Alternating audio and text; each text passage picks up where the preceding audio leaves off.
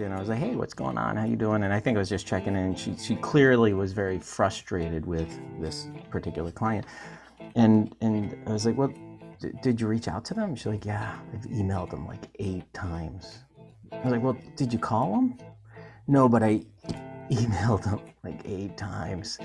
I'm like, dude, pick up the fucking phone. Like, pick up the fucking phone. And I turned that into an acronym, PUF, in the office. And so that became something that I wanted to emphasize. It's like, remember this acronym, PUF, pick up the fucking phone. If you need to work something out, it comes down to being human, right? Email's not human. It comes down to being human and having a conversation, having a two-way exchange where you can talk to each other. But instead, they just send it over and say, renew now. So one of 3 or 4 things is going to happen. One is they're going to click on it and renew. That's cool. That's what you want to happen. So kind of second thing on the other side of the spectrum is you send it and like there's nothing. Dead silence on the other end. And then there's some things in between. People click on it but don't renew. And then there's so the question is like, what's the context here? They didn't do anything. Are they going to renew and just didn't? Did they not see the email? Are they not going to renew because they're frustrated or not finding value? So anyway, it's the same thing, and that's where emails are broken. I think that's where email's been abused over the years. Like, it's always on my mind. I walk around the world with these goggles on that are always looking at ways to make communication, the way we're engaging, a little more human, right? Everywhere. To capture member needs and insight in order to personalize their messaging better. And it's primarily done through email. What most systems, actually, let me phrase that, all systems are ignoring is the other half of the equation in a conversation, and that's listening. Right? So it's my goal. You know, people talk about the why. The why here is to convince the world, and it's ironic coming from me, but convince the world that listening is as important as talking. I see your. You can even send surveys out. Surveys are good at an aggregate level to analyze your membership as a whole. What we're doing is listening to the individual and creating an experience at the individual level of the membership. So by the way, you know what's the new currency is attention. I read that somewhere. Attention is the new currency. I love it. So in our, by the way, our attention span has not, I'd go to battle with Matt on this one. Our attention span has not gone down. That's freaking absurd. Nothing's, are you kidding me? MTV? We are not worse at attention. We're just much better at filtering out the junk. Yeah. Right, so we go. Well, there's more to choose from, so we're more selective, I suppose. Right? Yeah. That's exactly right. That's exactly what I'm saying. Different words, yeah. So like, and especially younger generation. Ever see them look through a social media post, like how fast it's flying by? My God, when I'm looking at like Netflix on the screen, my kids, you know how fast they can go through the movies to know which ones they don't want to watch? Their like filter mechanism is so much in tune than mine, so much more in tune than mine.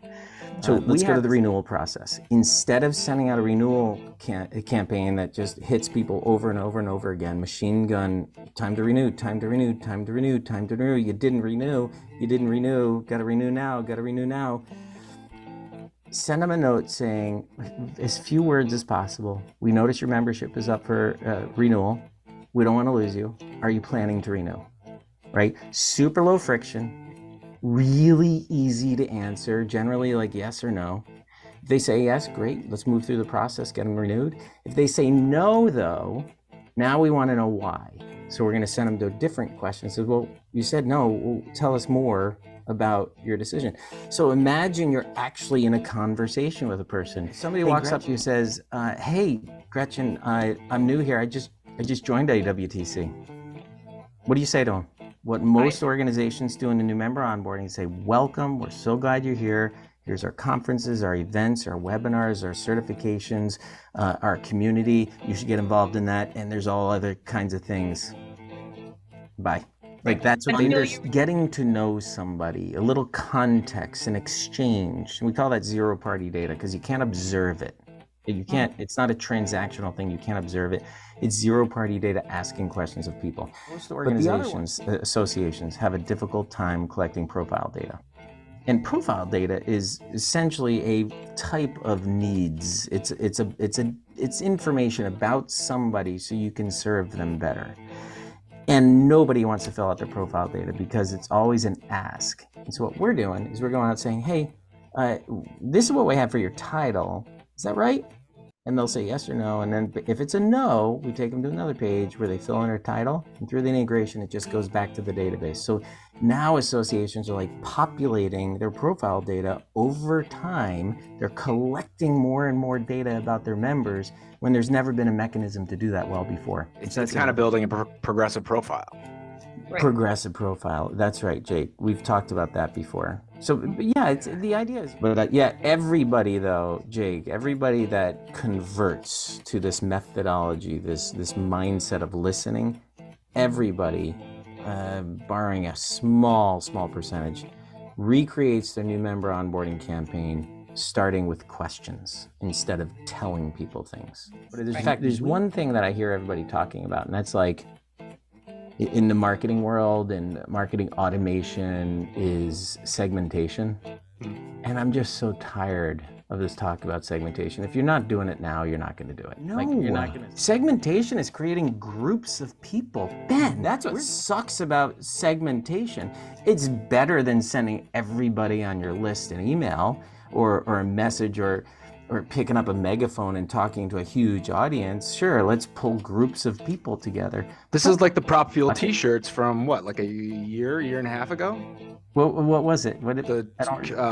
Now King Charles versus Ozzy Osbourne. Oh yeah, that's a good one. Thank you. So okay, so you have two. You got the punchline there, but basically you have two middle-aged. I think they're both the same age actually, and I'd say they're a little older than middle-aged, but I'm trying to be generous. English men that live in castles. They're famous. They're divorced. Whatever. Like you throw in all these characteristics. Like to me, that sounds like a really good segment. Let's talk to that group and give them a very specific message until you realize it's Ozzy and King Charles. Like so, my philosophy is that the future, and I don't know how far out into the future, but my philosophy is all of our dialogue, all of our communication with people is going to be strictly to that person. Like everything we say to people is going to be to that person. That's personalization. Right, Ben? It's not talking, it's not personalizing a message to a bucket of people. Yeah, that's segmentation, and we've been doing that for 30 years, or the better organizations have been doing that for 30 years. Personalization is like utilizing your, as Reggie would say, your member needs database and tapping into that along with your behavioral data, your transactional data, all the stuff that's happening in the community, Ben. Oh my God, think about all that rich data that's happening every day in Breezio. And you take that information along with the behavioral, and then you ask a question, and now you have a little bit more information. You've been asking questions over the past year. We know so much about these people. Because the echo chamber is also something that I think we're very bad at. Like this is what you said you like, so you're going to just drown in it. I want you to challenge me of like, have you ever like gone to the opposite side of the color wheel and picked something on the, So I think there's some mixing it up. Here's my thought on user research. It's usually aggregate. Do you think that's because it's mostly reliant on surveys and that kind of aggregated approach to it? But if I want to engage my members, it might help at the annual planning session for what we need to do more of and a little less of at an aggregate. But it's not going to help me get Ben to renew, get Jake Tui to renew, get Gretchen Steenschritt to renew. So isn't it kind of like mechanical, automated? It's not very personal.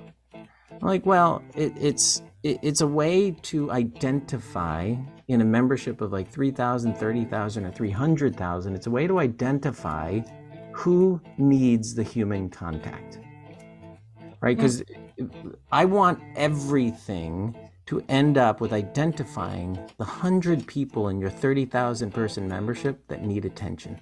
But that's like a lot of associations. They're there for the network. I mean, we hear That's that right. all the time. And many times it's because our clients, we hear that and it's different than what they think about themselves. Like they think that they're there for the resources and all the, the career advancement opportunities or education or the events. But most of the time we hear that at least half of it's because of the network that the association provides. And one of the speakers said associations are at risk and in the age of information, they're going to go away. And everyone was shaking their head because I think with all the noise in the system, people are craving, feeling like they belong and that they do have a touchstone. And I have a daughter who's graduating from college soon, is starting to join associations to go find some people. Like Grace isn't sure which people she wants. Isn't that fun? But she's like, Mom, I'm starting to get it. Like, I'm not really sure where to go. And the world is really, really big, but this association thing is pretty interesting. I'm like, all right.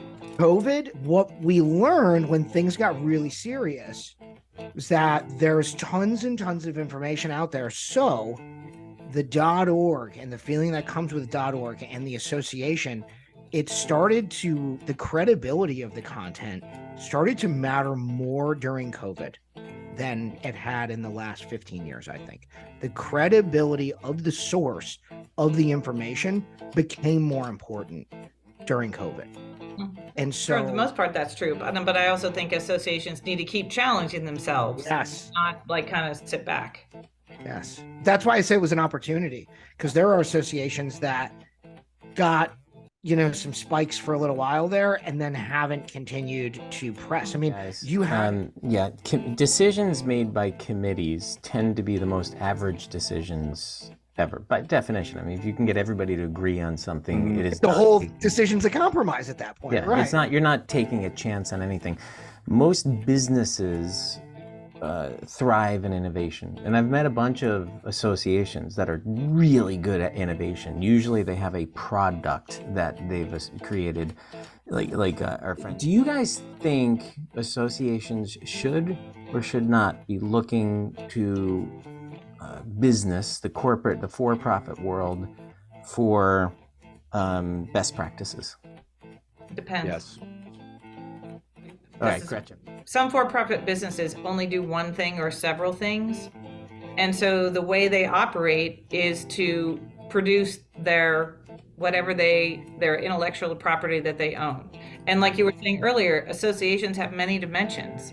And so it's harder for associations because they can't say, we do this one thing and we focus on it, and that's what drives everything that we do. Something I've told them over and over and over again is they're doing too many things. Like they don't have the budget to do all the things they want to do at a world-class level. And so that's one lesson I would take from the corporate world is I agree with Jake. Why do you think they should? I just think that, at the simplest level, it's something that I think Patrick Dorsey said on this show 2 years ago, making it easy.